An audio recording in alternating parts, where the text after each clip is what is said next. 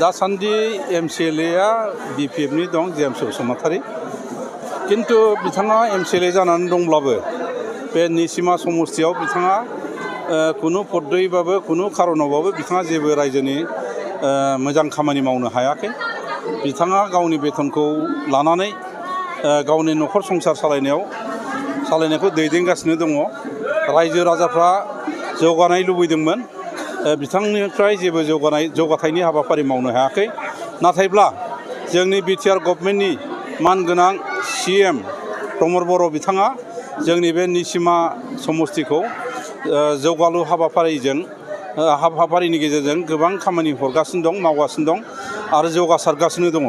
नंखायनो दिनै बे जोंनि बिटिआर गभर्नमेन्टनि जेनोखि मावनाय दांनाय साननाय हनाय गासिबो नियम निथि रिथि बेफोरखौ मोजां मोननानै जोंनि बे ओनसोलनि माखासे BPF दोलो आरो सानै साथामसो कंग्रेस दोलोनिफ्राय दिनैहाय 600 जन BPFनि सापर्टारफ्रा जोंनि UPP दोलोआव जइन जाबाय।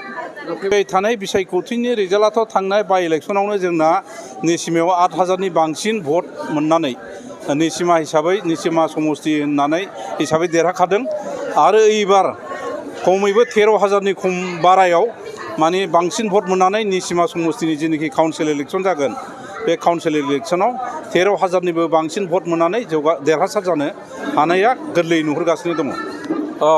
बे खोथाया नंगौ, आवगायाव माने गोग्लैसोनानै थानाय होननानै जों बयबो मिथिगौ, रायजोफ्राबो मिथिगौ। नाथायब्ला UPPL सरकार जानाय लोगो लोगो जोंहा सापागुरि टु ओरै मालिबिथा मोनसे आसाम माला बियो आन्डार प्रसेस कनस्ट्राक्सन सोलिगासिनो दङ।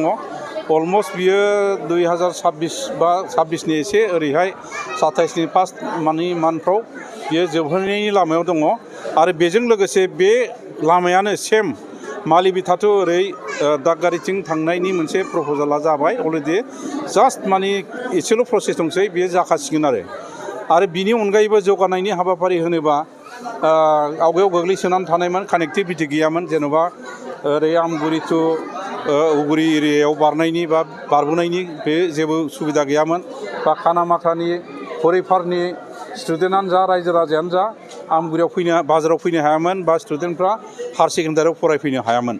नाथाय एबार आसाम मालाया ओरै देवस्रिनिफ्राय लानानै देवस्रि टु ओरैजाय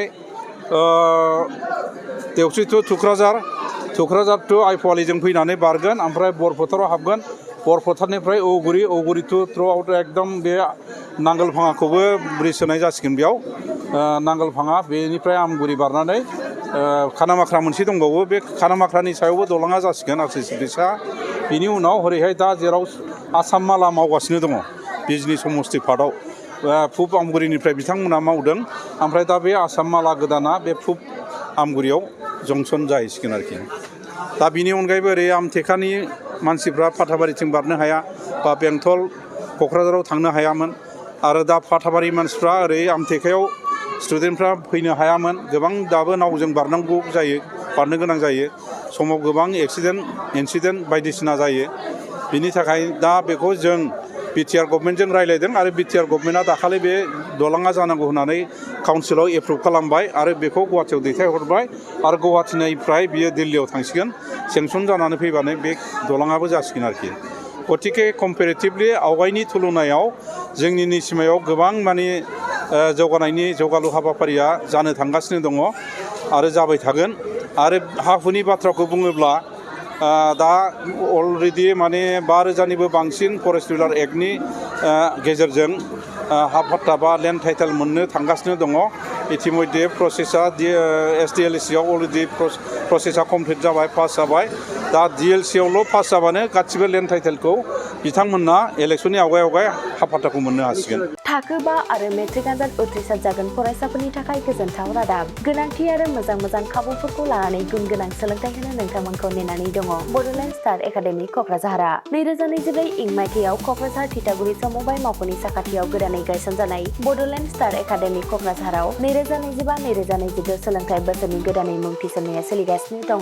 बड'लेण्ड स्टार एकाडेमियाव 6 थाखोनिफ्राय 9 थाखोसिमनि फरायसाफोरा बर' बिजोङाव आरो 11 थाखोनिफ्राय 12 थाखोसिमनि फरायसाफोरा बर' बिजों आरो इंराजि बिजोङाव मुं थिसननो हागोन। बेनि थाखाय आर'ज बिलाइ आरो फान्डुलिपि बिलाइगासिनो दङ। 11 थाखोनिफ्राय 12 थाखोसिमनि फरायसाफोरनि थाखाय आखा-फाखा आरो रोंगौथि गोनां फोरोंगिरिफोरखौ लानानै साइन्स, कमार्स एन्ड आर्टस मोनथाम स्ट्रिमनि सायाव फरायसाफोरखौ गुन गोनां सोलोंथाइ होनानै बायदि बिथिंजों सोरगिदिं जौगाखांनाय लाबोनो साखाफारा क'क्राझारनि तितागुरियाव थानाय बड'लेण्ड स्टार एकाडेमिया।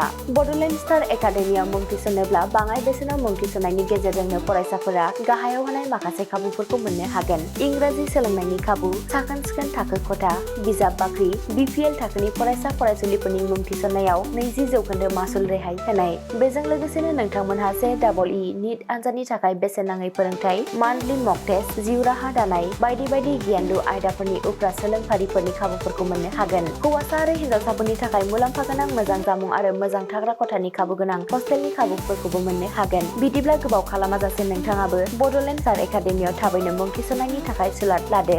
आबुङै मिथिनो थाखाय जानबुं अनजिमा 6000349997 एबा 7638008149 एबा 6003494371 आव फोनांजाब खालामदो।